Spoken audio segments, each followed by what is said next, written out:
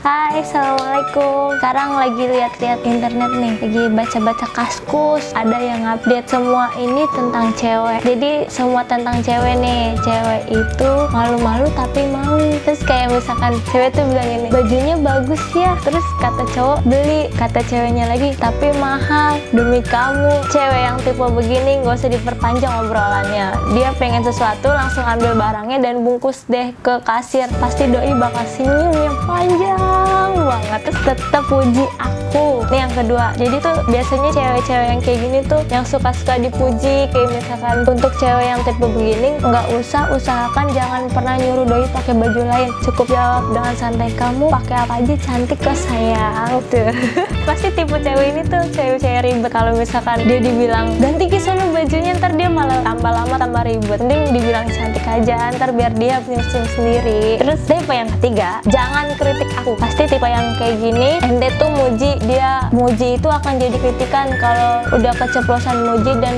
dianggap kritikan, cukup ngeles aja untuk kasus di atas. Tetap cantik kok pakai baju lain, tapi hari ini kamu jadi spesial pakai bajunya model baru, digituin aja. Karena ceweknya nggak mau dikritik. Wah, terus tipe yang keempat, aku butuh kamu. Cewek yang tipe begini tuh jangan pernah diturutin kemauannya. Terus yang selanjutnya, aku papa.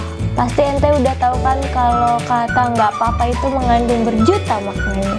Jadi usahakan kalau cewek bilang nggak apa-apa jangan langsung diambil kesimpulan nggak apa-apa. Padahal dia tuh gengsi mau bilang sesuatu tapi malu. Jadi bilangnya aku nggak apa-apa, aku rapopo.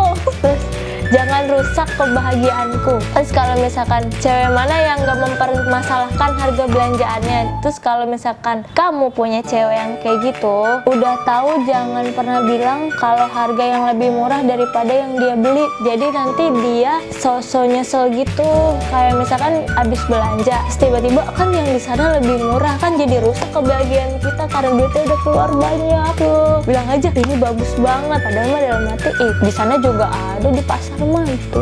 Udah, itu aja sebagian besar dari cewek. Kalau kamu cewek pasti kamu like ini. Yaudah ya, dadah.